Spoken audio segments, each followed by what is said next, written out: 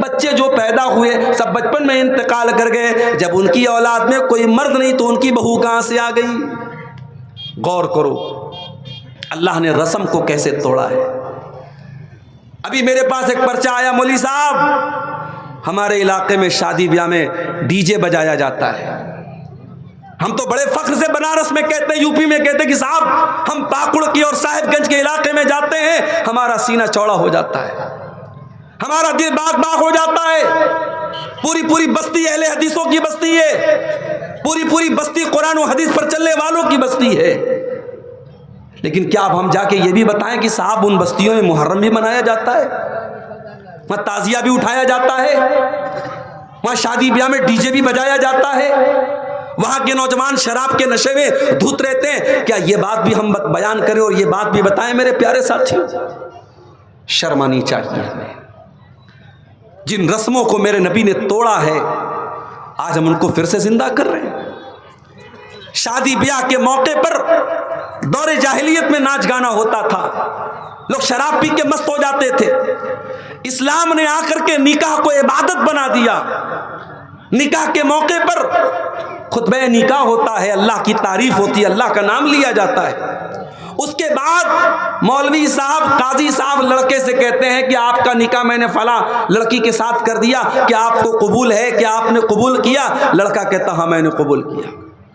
اسلام نے تو نکاح کو عبادت بنا دیا، نکاح کو برکت کی چیز بنا دیا، اور ہم ڈی جے بجا کر کے اور اپنے گھر کی عورتوں کو نچا کر کے اور ان سے گانا ان کے منہ سے نکلوا کر کے ہم اس نکاح کو کی برکت کو ختم کر رہے ہیں۔ میرے بھائی شرم آنی چاہیے ہمیں اور آپ کو۔ میرے نبی رسم کو توڑنے کے لیے آئے تھے۔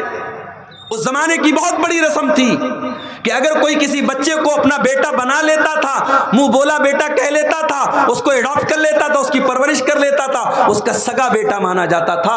اللہ نے یہ رسم توڑی اور اپنے نبی سے کہا کہ آپ زینب سے نکاح کر لیجیے۔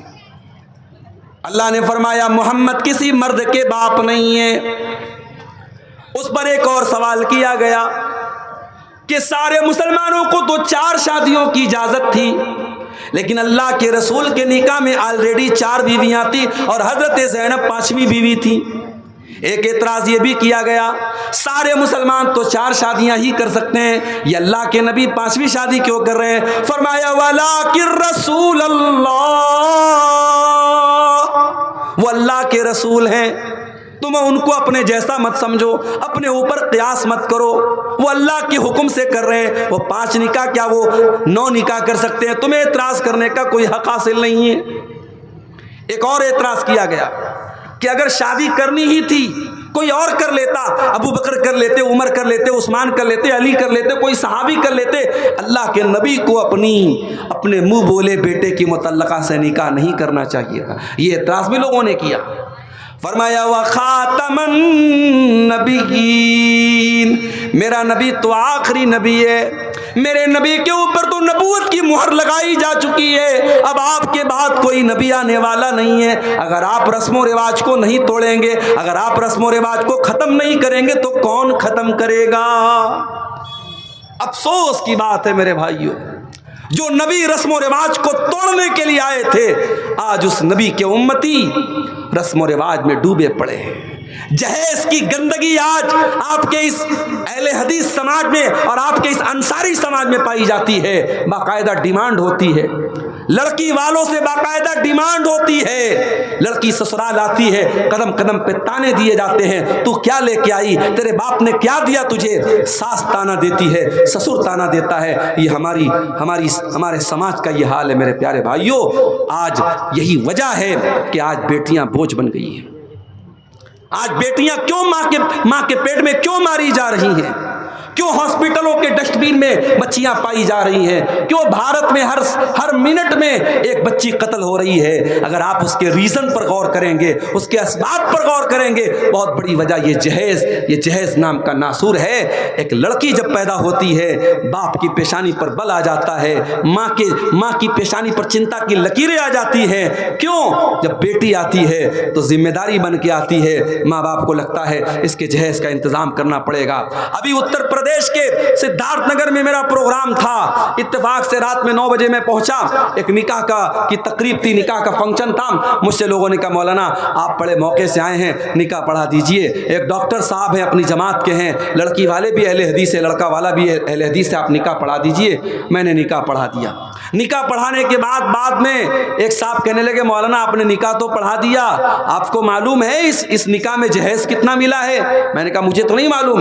کہا کہ لڑکا چونکہ ڈاکٹر ہے تو 5 لاکھ روپیہ کیش اور 10 لاکھ کی گاڑی اس کو ملی ہے۔ 5 لاکھ روپے کیش اور 10 لاکھ روپے کی گاڑی لڑکی والوں سے باقاعدہ ڈیمانڈ کر کے لیا گیا ہے۔ تو میں نے کہا اس کا مطلب لڑکی والے بہت پیسے والے لوگ ہیں، بہت بڑے لوگ ہیں؟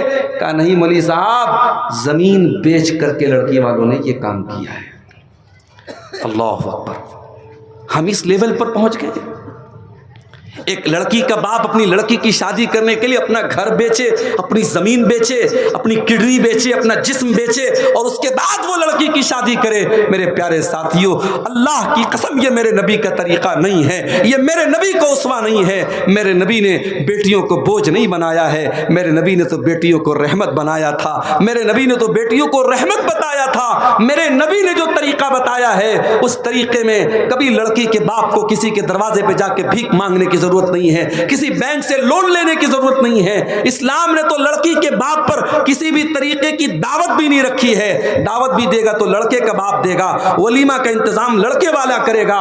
لیکن آج افسوس کی بات یہ ہے، ہم اہل حدیث بھی ہیں صاحب، ہم بڑے پکے مسلمان بھی ہیں، ہم جو ہے بہت اپنے آپ کو دیندار بھی کہہ رہے ہیں، اور یہ ساری گندگیاں آج ہمارے اندر ہیں۔ میرے پیارے ساتھیوں، اس نبی کا کلمہ پڑھتے وقت ہمیں سوچنا چاہیے، اس نبی سے اپنا نام جوڑتے وقت ہم سوچنا چاہیے کہ وہ نبی کیسے تھے اور ہم کیسے۔ میرے پیارے ساتھی، اس نبی کی عظمت جانتے ہو؟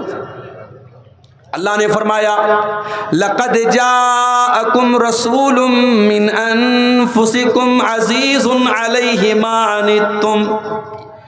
اے مسلمانوں، تم اللہ کا شکریہ ادا کرو، اللہ نے تم کو اتنا پیارا رسول دیا، اتنا پیارا رسول دیا، عزیز علیہ ما عنتم۔ جب تمہیں تکلیف پہنچتی ہے، میرے نبی کو برا لگتا ہے، تمہاری تکلیف میرے نبی کے دل کو چوٹ پہنچاتی ہے، تم تکلیف میں پڑتے ہو اور درد میرے نبی کو ہوتا ہے۔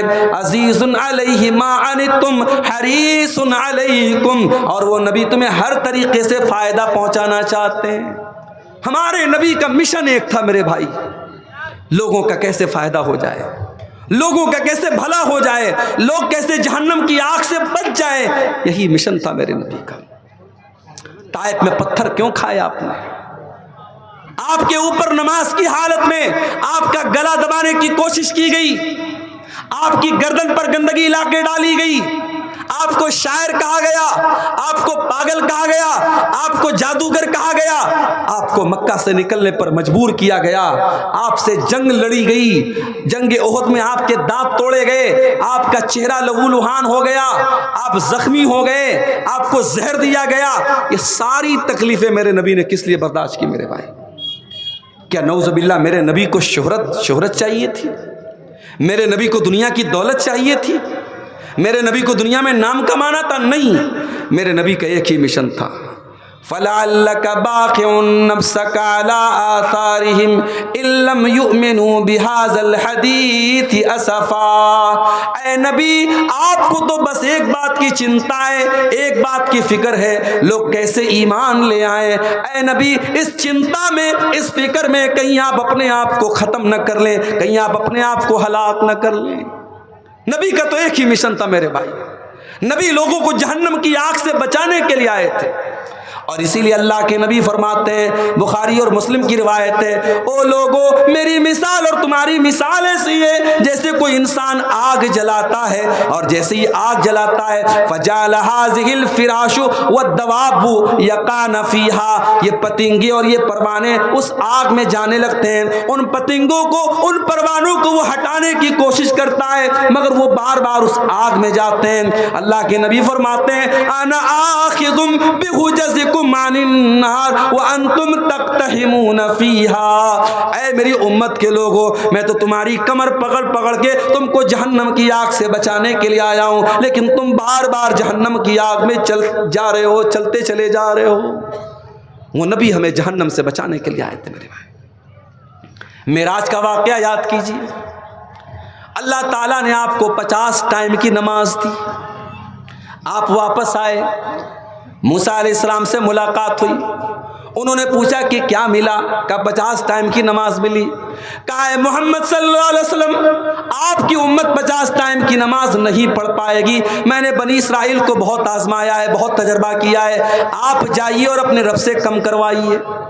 اللہ کے نبی واپس جاتے ہیں اور 50 میں سے 10 کم کروا کر کے 40 کرواتے ہیں، واپس آتے ہیں، حضرت موسیٰ کہتے ہیں یہ بھی زیادہ، اس میں بھی کم کراؤ، 40 سے 30 کرواتے ہیں، 30 سے 20 کرواتے ہیں، 20 سے 10 کرواتے ہیں اور 10 سے 5 کرواتے ہیں۔ اللہ کے پیارے نبی کو خود اگر پڑھنا ہوتا آپ تو 50 نمازیں پڑھ لیتے میرے بھائی، لیکن آپ بار بار اپنے رب سے جا رہے ہیں اور کمی کروا رہے ہیں، کس کے لیے؟ ہمارے لیے اور آپ کے لیے، اپنی امت کی آسانی کے لیے۔ مگر ہم اتنے بڑے بے ایمان ہیں، ہم اتنے بڑے مکار ہیں، ہم اتنے بڑے خود غرض ہیں، وہ 5 ٹائم کی نماز بھی آج ہم سے پڑھی نہیں جاتی، 5 ٹائم کی نماز بھی ہم پڑھنے کو تیار۔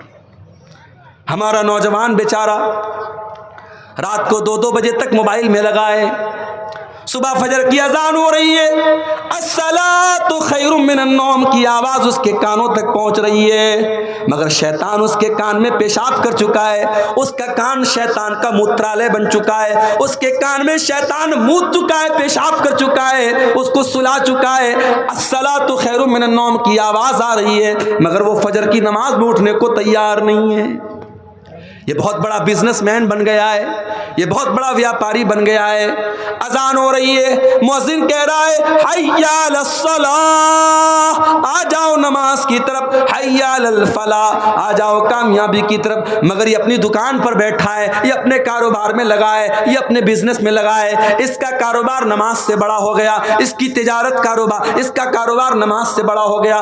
میرے پیارے بھائیوں، اللہ قرآن میں کہتا ہے رجال لا تلہیہم تجارت ولا بیع عن ذکر اللہ، میرے اصلی بندے تو وہ ہیں، میرے حقیقی بندے تو وہ ہیں، میرے مومن بندے تو وہ ہیں کہ اللہ کے ذکر سے اور نماز سے ان کا کاروبار ان کو کبھی نہیں روکتا ہے، جب نماز کا ٹائم ہوتا ہے وہ فوراً جا کر کے نماز پڑھتے ہیں، اور ایسا وہ کیوں کرتے ہیں؟ فرمایا یخافون یوما تتقلب فیہ القلوب والابصار، ان کے دل میں قیامت کے دن کا ڈر ہے، ان کے دل میں ڈر ہے کہ قیامت کے دن اللہ کو کیا حساب دیں گے، اس لیے جتنا بڑا بھی کاروبار ہو نماز کا ٹائم ہوتا ہے وہ جلدی سے جا کے نماز پڑھتے ہیں۔ آج ہمارا حال کیا ہے میرے بھائی؟ نبی سے محبت کا دعویٰ بہت کرتے ہیں، نبی کے نام پہ جان دینے کی بات کرتے ہیں، اور 5 ٹائم کی نماز بھی ہم پڑھنے کو تیار نہیں ہیں۔ جو نماز نبی کی آنکھوں کی ٹھنڈک تھی اور جو 50 ٹائم کی ملی تھی اور نبی کے کہنے پر اور نبی کی سفارش پر اللہ تعالیٰ نے 5 نماز کر دیا تھا، اس نماز کو بھی ہم پڑھنے کو تیار نہیں ہے میرے بھائی۔ عزیز علیہ ما عنتم، او لوگو ہم نے وہ نبی تم کو دیا ہے جو نبی تم سے بہت زیادہ پیار کرتے ہیں، بہت زیادہ پیار کرتے ہیں۔ وہ نبی رات میں اٹھتے ہیں، قرآن پڑھتے ہیں، حضرت عیسیٰ نے اپنی امت کے لیے دعا مانگ لی، ابراہیم علیہ السلام نے اپنی امت کے لیے دعا مانگ لی۔ اللہ کے نبی رات میں اٹھتے ہیں اور روتے ہوئے کہتے ہیں اللہم امتی، اللہم امتی، اے اللہ میری امت کا کیا ہوگا، اے اللہ میری امت کا کیا ہوگا۔ جبریل امین آتے ہیں اور پوچھتے ہیں کہ کیوں رو رہے ہیں آپ؟ کہتے ہیں کہ میں اپنی امت کے لیے رو رہا ہوں۔ اللہ فرماتا ہے اے جبریل جاؤ میرے حبیب سے کہہ دو، میرے نبی سے کہہ دو انا سنرضیک فی امتک ولا نسؤک، اے میرے حبیب، اے میرے نبی، ہم آپ کی امت کے بارے میں آپ کو خوش کر دیں گے، آپ کو پریشان ہونے کی ضرورت نہیں ہے۔ سلام اس پر جو امت کے لیے راتوں کو روتا تھا، سلام اس پر جو فرش خاک پر جاڑے میں سوتا تھا۔ وہ نبی ہمارے لیے رویا کرتے تھے میرے بھائی۔ مسواک بہت پسند تھی اللہ کے نبی کو، آخری ٹائم بھی آپ اپنے انتقال کے پہلے آپ نے مسواک کی تھی، اور مسواک کر کے آپ دنیا سے گئے تھے، مسواک اتنی پسند تھی۔ مگر آپ کو اپنی امت کی آسانی کا اتنا خیال تھا، آپ نے فرمایا لولا انا شق علی امتی لامرتهم بالسواک عند کل صلاۃ، اگر میری امت کو پریشانی نہ ہوتی، اگر میری امت کو مشکل نہ ہوتی، میں ہر نماز کے ٹائم ضروری کر دیتا مسواک کو، مگر ضروری کر دیتا تو دقت آ جاتی، پریشانی آ جاتی، اس لیے آپ نے مسواک کو ضروری قرار نہیں دیا۔ یہ ہے اس نبی کا مقام اور اس نبی کی عظمت میرے پیارے ساتھیوں، وہ نبی ہمارے لیے آسانیاں لے کر کے آئے تھے۔ اور آگے بڑھیے، دنیا میں تو اس نبی کا جو مقام ہے وہ ہے ہی، کل قیامت کے دن بھی اس نبی کا ایک الگ مقام ہوگا، ایک الگ شان ہوگی۔ آپ نے فرمایا انا سید ولد آدم یوم القیامہ، میں قیامت کے دن تمام آدم کی اولاد کا سردار رہوں گا، واول من ينشق عنه القبر، اور قیامت کے دن سب سے پہلے میری قبر پھٹے گی، واول شافع، اور قیامت کے دن سب سے پہلے میں سفارش کروں گا۔ کوئی نبی سفارش کرنے کو تیار نہیں۔ سورج 1 میل کی دوری پر گرمی سے لوگ بے حال، پسینے سے بے حال، اور اللہ تعالیٰ انتہائی غصے میں ہوگا، اور لوگ سارے نبیوں کے پاس جائیں گے اور سارے نبی کہیں گے ہم آج اللہ کی بارگاہ میں بات نہیں کر سکتے، اللہ بہت غصے میں ہے، ہم بول نہیں سکتے، ہم سے کچھ چوک ہوئی، ہم بات نہیں کر سکتے۔ سارے نبی اپنی فکر کریں گے، اور جب ہمارے نبی کے پاس لوگ جائیں گے، محمد رسول اللہ کے پاس لوگ جائیں گے، آپ کہیں گے انا لہا، میں تمہاری سفارش کروں گا، اور اللہ کے آخری نبی اللہ کی بارگاہ میں ایسا سجدہ کریں گے ویسا سجدہ آج تک کسی نے نہیں کیا، اللہ کی ایسی تعریف بیان کریں گے ویسی تعریف آج تک کسی نے نہیں کی، اور اس کے بعد اللہ آواز دے گا یا محمد ارفع راسک، اے میرے نبی، اے محمد آپ سر اٹھائیے، سل توتا، آپ مانگیے آپ کو دیا جائے گا، اشفع تشفع، آپ شفاعت کیجئے آپ کی شفاعت قبول کی جائے گی۔ مگر نوٹ کر لو میری بات، قیامت کے دن نبی کی سفارش اور نبی کی شفاعت کسی مشرک کو نصیب نہیں ہوگی، کسی بدعتی کو نصیب نہیں ہوگی، کسی لال کالے پیلے دھاگے پر اپنا بھروسہ کرنے والے کو، اور کسی قبر پر اور کسی مورتی پر اور کسی پیڑ پر سجدہ کرنے والے کو نصیب نہیں ہوگی۔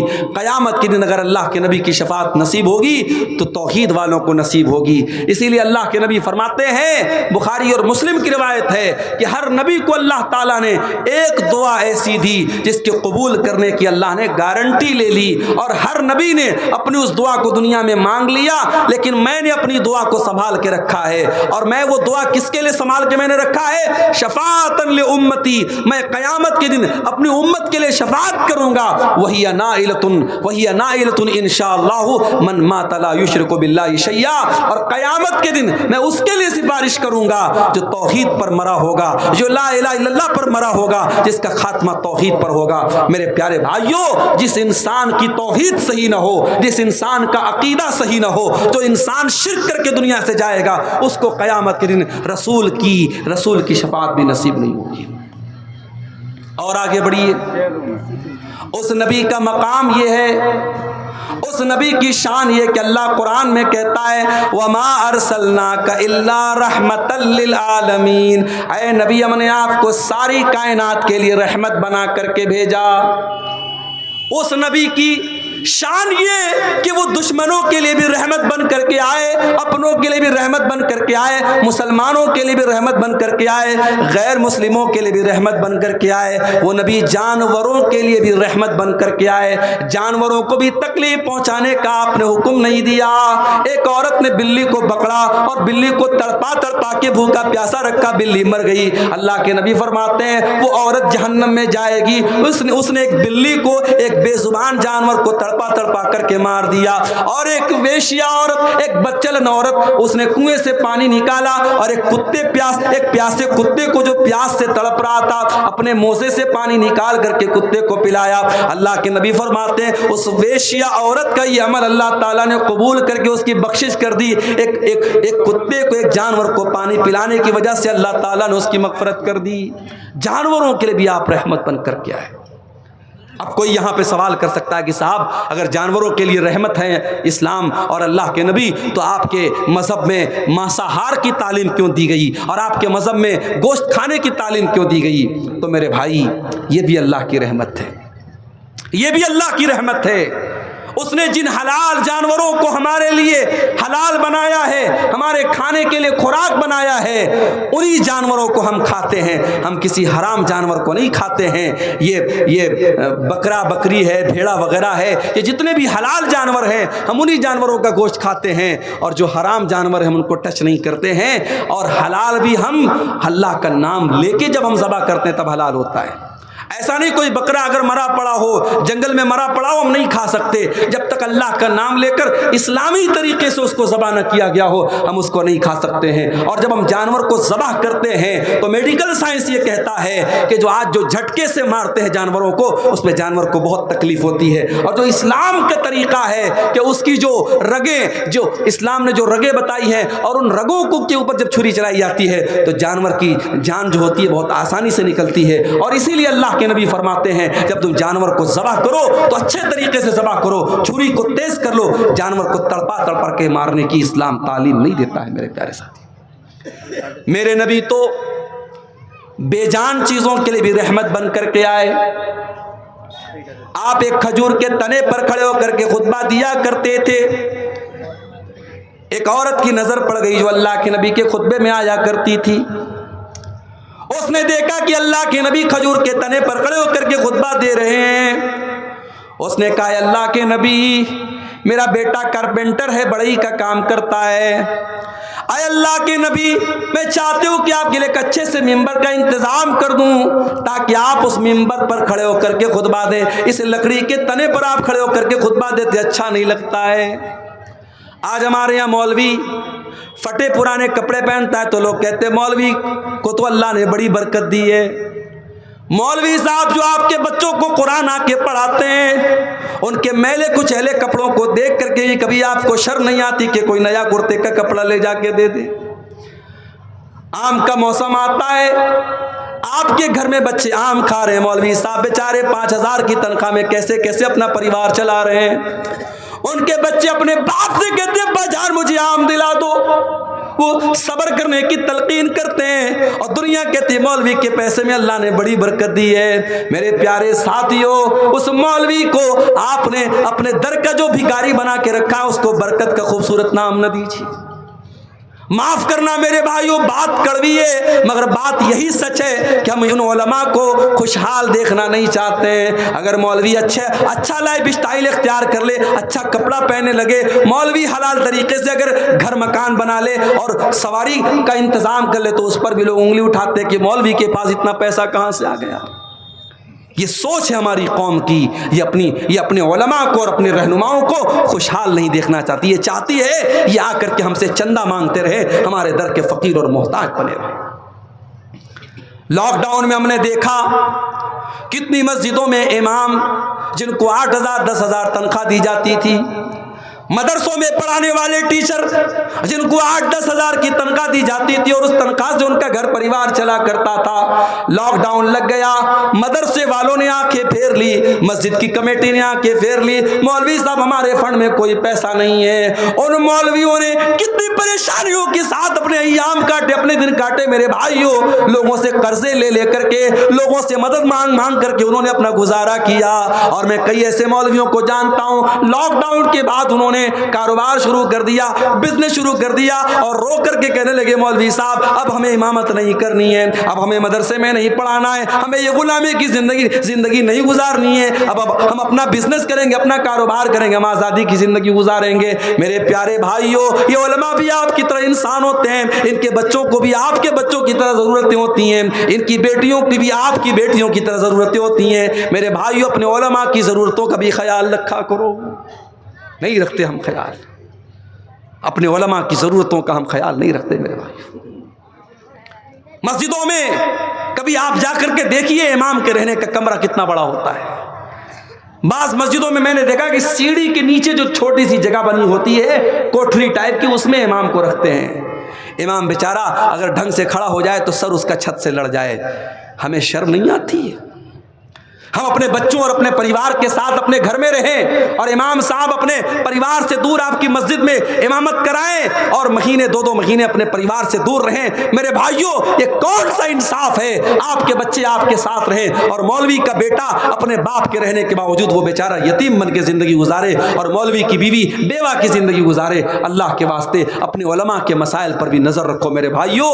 آج سرکاری ٹیچر ریٹائر ہوتا ہے، گورنمنٹ اس کو پینشن دیتی ہے. دنیا کی کسی بھی نوکری میں کوئی ریٹائر ہوتا ہے اس کو ایک بڑا اماؤنٹ ملتا ہے. مولوی ریٹائر ہوتا ہے اس کے لیے کوئی انتظام نہیں، کوئی پرسان حال نہیں. کتنے جماعت کے بڑے بڑے علماء ہیں جنہوں نے ساری زندگی جماعت کی خدمت کی، امت کی خدمت کی، تقریریں کرتے رہے، کتابیں لکھتے رہے، بچوں کو پڑھاتے رہے. جب اس لیول پر اور اس مرحلے پر پہنچے، جب وہ بیمار ہو گئے، جب بوڑھے ہو گئے، جب کمزور ہو گئے، جب ناتواں ہو گئے، ان کے دوا علاج کے پیسے نہیں ہیں، تڑپ تڑپ کے اور گھٹ گھٹ کے مر گئے. میرے پیارے ساتھیوں، یہ انصاف کا تقاضا نہیں ہے، یہ علماء کی محبت کا تقاضا نہیں ہے. اللہ کے واسطے اپنے علماء کی ضرورتوں کا بھی خیال رکھو. عورت نے دیکھا اللہ کے نبی لکڑی کے تنے پہ خطبہ دے رہے ہیں، اس کو اچھا نہیں لگا. اس نے کہا اے اللہ کے نبی میں آپ کے لیے خوبصورت ممبر بنوا دیتی ہوں. اگلا جمعہ آیا اور ممبر بن کے تیار ہو گیا. اگلے جمعہ میں بہترین ممبر بن کے آ گیا اور اللہ کے پیارے نبی جب خطبہ دینے کے لیے ممبر پہ چڑھتے ہیں تو لکڑی کے تنے سے رونے کی آواز آنے لگتی ہے. لکڑی کے تنے کو آپ نے سائڈ میں ڈال دیا، کنارے ڈال دیا، لکڑی کے تنے سے رونے کی آواز آنے لگی. صحابہ کرام حیران ہو گئے کہ لکڑی کا تنا کیسے رو رہا ہے، اس سے رونے کی کیسے آواز آ رہی ہے. اللہ کے پیارے نبی ممبر سے اترتے ہیں اور اس لکڑی کے تنے کو اپنے سینے سے لگاتے ہیں اور مسند احمد کے الفاظ ہیں. اللہ کے نبی کہتے ہیں اگر اس کو اپنے سینے سے نہ لگاتا لحن الی یوم القیامہ، تو یہ قیامت تک روتا رہتا. اور جب آپ نے اس کو اپنے سینے سے لگایا فجعلت تئن انین الصبی، تو وہ لکڑی کا تنا بچے کی طرح سسکنے لگا. پہلے تو رونے کی آواز آ رہی تھی، مگر جب آپ نے سینے سے لگایا تو سسکنے کی آواز آنے لگی. جیسے چھوٹے بچے جب روتے رہتے ہیں اور ماں جب ان کو گود میں لے لیتی ہے، باپ ان کو گود میں لے لیتا ہے، تو وہ رونا تو بند کر دیتے ہیں مگر سسکنے کی آواز بڑی دیر تک آتی ہے. لکڑی کے تنے سے سسکنے کی آواز آ رہی تھی. اللہ کے نبی نے فرمایا انہا تبکی علی ما کانت تسمع من الذکر، اس لکڑی کے تنے پر کھڑے ہو کر کے میں خطبہ دیتا تھا اور قرآن اور حدیث کی باتیں بیان کرتا تھا، اس لیے یہ لکڑی کا تنا جب آج میں نے اس کو چھوڑ کے جب میں ممبر پہ کھڑا ہو گیا تو یہ رونے لگا. میرے پیارے ساتھیوں، ایک لکڑی کا تنا اپنے نبی سے محبت کرتا تھا، ایک لکڑی کا تنا قرآن سے محبت کرتا تھا، ایک لکڑی کا تنا حدیث سے محبت کرتا تھا. ہم کتنے بد نصیب ہیں، ہمیں قصے اچھے لگتے ہیں، ہمیں کہانیاں اچھی لگتی ہیں،